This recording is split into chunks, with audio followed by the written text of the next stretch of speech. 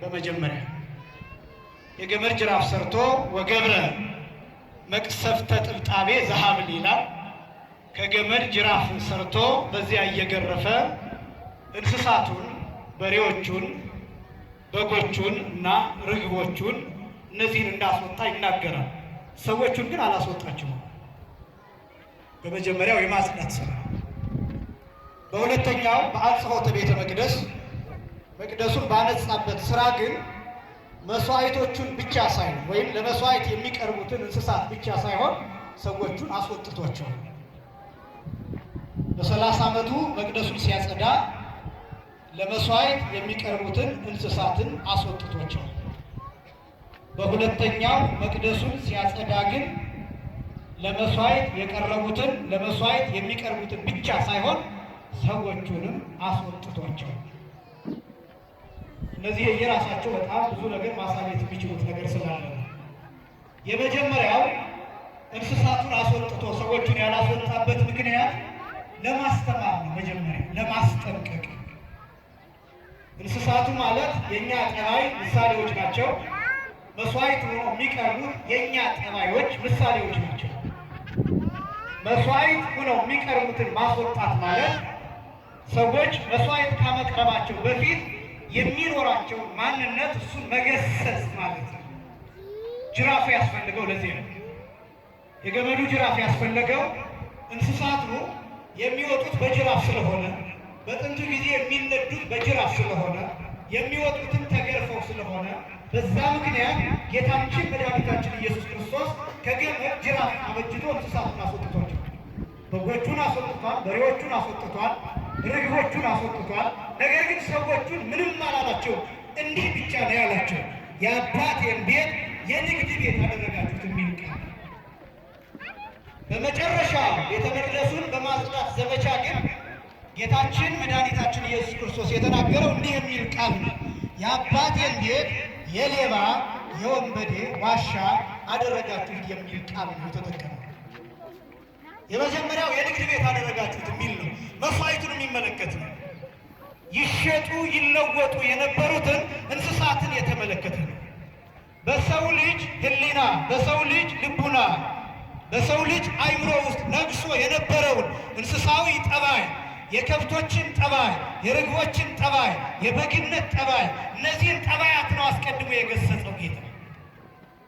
አስቀድሞ በወንጌል የሚነገረን በውስጣችን ያለው ጠባይ እንዲወጣ ነው የሚመና የማስመሰል ጠባይ፣ የፈሪሳዊነት ጠባይ፣ የግብዝነት ጠባይ፣ የውሸት ጠባይ፣ የቂም ጠባይ፣ የበቀል ጠባይ፣ እነዚህ ናቸው አስቀድሞ ቢገሰጹት። ይሄ ገመድ ጅራፍ ተብሎ የሚጠራው ወንጌልን የሚገልጥ ነው። የእግዚአብሔርን ቃል የሚገልጥ ነው። የቤተክርስቲያንን ስርዓት የሚገልጥ ነው። የካህናትን ስልጣን የሚገልጥ ነው። የቤተክርስቲያንን ስልጣን ይቃል በጎነትን ይላል። በእምነት ላይ መጨመር የሚገባ ይሄ ብቻውን ሰፊ ሀሳብ። በጎነት የሚባለው ጥሩ አይነት አመለካከት፣ መልካም አመለካከት፣ ጥሩ አስተሳሰብ፣ በጎ አስተሳሰብ፣ ጥሩ ስራ፣ በጎ ስራ፣ እነዚህን የሚያሳይ ነው። በጎነት ዓለም ላይ የጠፋው ማለት ነው። ርኅራኄ ተብሎ ይተረጎማል። ርኅራኄ ተብሎ ይተረጎማል። ምሕረት ተብሎ ይተረጎማል። ይቅርታ ተብሎ ይተረጎማል። ትዕግስት ተብሎ ይተረጎማል። ታማኝነት ተብሎ ይተረጎማል። እነዚህ ሁሉ በጎነቶች ናቸው። በጣም ብዙ በጎ ነገሮች አሉ ዓለም ላይ ማናስተውላቸው በጎ ነገሮች አሉ። አንዳንድ ጊዜ ብዙ ሰው የቅዳሴን በጎነት ሳያይ፣ የማህሌትን በጎነት ሳያይ፣ የወንጌልን በጎነት ሳያይ እንስሳትን የተመለከተ ነው። በሰው ልጅ ሕሊና፣ በሰው ልጅ ልቡና፣ በሰው ልጅ አእምሮ ውስጥ ነግሶ የነበረውን እንስሳዊ ጠባይ፣ የከብቶችን ጠባይ፣ የርግቦችን ጠባይ፣ የበግነት ጠባይ፣ እነዚህን ጠባያት ነው አስቀድሞ የገሰጸው ጌታ። አስቀድሞ በወንጌል የሚነገረን በውስጣችን ያለው ጠባይ እንዲወጣ ነው የሚመናል። የማስመሰል ጠባይ፣ የፈሪሳዊነት ጠባይ፣ የግብዝነት ጠባይ፣ የውሸት ጠባይ፣ የቂም ጠባይ፣ የበቀል ጠባይ፣ እነዚህ ናቸው አስቀድሞ የሚገሰጹት። ይሄ ገመድ ጅራፍ ተብሎ የሚጠራው ወንጌልን የሚገልጥ ነው። የእግዚአብሔርን ቃል የሚገልጥ ነው። የቤተክርስቲያንን ስርዓት የሚገልጥ ነው። የካህናትን ስልጣን የሚገልጥ ነው። የቤተክርስቲያንን ስልጣን የሚገልጥ ነው። ትእዛዝን የሚገልጥ ነው። በገመድ ጅራፍ እነዚህን እንስሳት ማስወጣት ማለት በካህናት ስልጣን፣ በቤተክርስቲያን ትምህርት፣ በቤተክርስቲያን ስልጣን፣ በወንጌል፣ በእግዚአብሔር ቃል በእኛ ውስጥ ያለውን እንስሳዊ ጠባይ መገሰጽ ነው። የጾሙ ዓላማ እሱ ነው። ለምሳሌ የእንስሳትን ተዋጽኦ የማንበላበት ምክንያት በጾም ስጋ የማንበላበት ምክንያት፣ ወተት የማንጠጣበት ምክንያት፣ እንቁላል የማንበላበት ምክንያት፣ አጠቃላይ ከእንስሳት የተገኙ ነገሮችን በሙሉ የማንመገብበት ዋና ምክንያት እንስሳዊ ጠባይ ከኛ እንዲወጣ መስራት ነው። ልምምዱ እሱ ነው። የእንስሳት ጠባይ ምንድን ነው? ዝሙት። የእንስሳት ጠባይ ምንድን ነው? ፍትወት። የእንስሳት ጠባይ ምንድን ነው? ደመነፍስ። የእንስሳት ጠባይ ምንድን ነው? አብዝቶ መተኛት። የእንስሳት ጠባይ ምንድን ነው? አለማሰብ። የእንስሳት ጠባይ ምንድን ነው? አለማስተዋል። እነዚህን ጠባዮች ከውስጣችን አውጥተን እንድንጥል ነው አለ። ምክንያቱም ሰው ሲፈጠር ጠባዩ ሁለት ነው። አንደኛው እንስሳዊ ጠባይ ነው፣ ሁለተኛ መላካዊ ጠባይ ነው። እንስሳዊ ጠባይ ተብሎ የሚጠራው መብላት፣ መጠጣት፣ መተኛት፣ መነሳት፣ መራባት፣ እነዚህ ነገሮች እንስሳዊ ጠባዮች ናቸው። እነዚህ በሰው ልጅ ላይ በዝተው ሲታዩ ሰው ከእግዚአብሔር ይለያል። እነዚህን ከሰው ውስጥ ለመቀነስና ወደ መላካዊ ጠባይ ከፍ ለማድረግ እንስሳዊ ጠባያችን ከውስጣችን እንዲቀዘቅዝ ይደረጋል። የጾም ዓላማ እሱ ነው። የመራብ ዓላማ እሱ ነው። የጸሎት ዓላማ፣ የስግደት ዓላማ፣ የምስጋና ዓላማ፣ ማህሌት የመቆም ሰዓታት የመቆም ቃለ እግዚአብሔርን አብዝቶ የመናገር ጉባኤ የመስራት ዓላማ እነዚህን የማድረግ ነው። ጌታ የገሰጸው እነዚህን።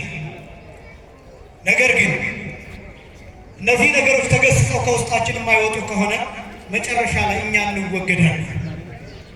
ጌታ ያደረገው ይህንን በ30 ዓመቱ ገና አገልግሎት እንደጀመረ ወደ ትልቁ መቅደስ፣ ወደ ኢየሩሳሌም መቅደስ፣ ወደ ትልቁ ምኩራብ ለመጀመሪያ ጊዜ አገልግሎት እንደጀመረ ከቃና ዘገሊላ በኋላ ያደረገው ለመስዋዕት የቀረቡትን ከብቶች እነሱን ማስወገድ የመጀመሪያ 3 ዓመት ጠበቃቸው። በ30 ዓመቱ አጸዳ፣ ምልክት አድርጎ ሰጣቸው። የንግድ ቤት አታድርጉት አላቸው። አትሽጡ በዚህ ቦታ አላቸው። አትለውጡ በዚህ ቦታ አላቸው። አትዋሹ በዚህ ቦታ አላቸው። ማስጠንቀቂያ ሰጣቸው። 3 ዓመት ሙሉ ግን አልሰሙትም። በ3ኛው ዓመት ግን እነሱን እየገፈተረ አስወጣቸው። ሰዎቹ ተገፍትሮ መውጣት አለ። አልሰማ ካልን፣ አልታዘዝ ካልን ተገፍትሮ መውጣት አለ። በሞት ተገፍትሮ መውጣት፣ በበሽታ ተገፍትሮ መውጣት፣ በጦርነት ተገፍትሮ መውጣት፣ በረሃብ ተገፍትሮ መውጣት፣ በልዩ ልዩ መቅሰፍት ተገፍትሮ መውጣት አለ። አልሰማ ካልን ይመናል። ስርዓት ማንጠብቅ ከሆነ፣ ትእዛዝ ማንጠብቅ ከሆነ፣ እንደ ሕጉ ማንሄድ ከሆነ፣ ማንሰማ ከሆነ፣ እምቢ የምንል ከሆነ ተገፍትሮ መውጣት አለ ከመቅደሱ። ደግሞም ተገፍትረን የወጣንባቸውን ጊዜ አይተናል። ወደ መቅደሱ እንዳንገባ መቅደሱ የተዘጋንበትን ዘመን አይተናል። እንዳንቆርብ የሆንበትን ዘመን በጥቂቱም ቢሆን አይተናል። ማህሌት እንዳንገባ የሆንበትን ጊዜ አይተናል።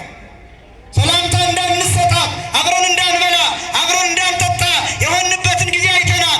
አብረን እንዳንሰና በርቀት ወንበር እየተደረደረ በሜትር እየተለካ የተቀመጥንባቸውን ጊዜያት አይተናል። በማስካፋችንን ሸፍነን ትንፋሻችን የሌላ በሽታ መንስኤ እንዳይሆን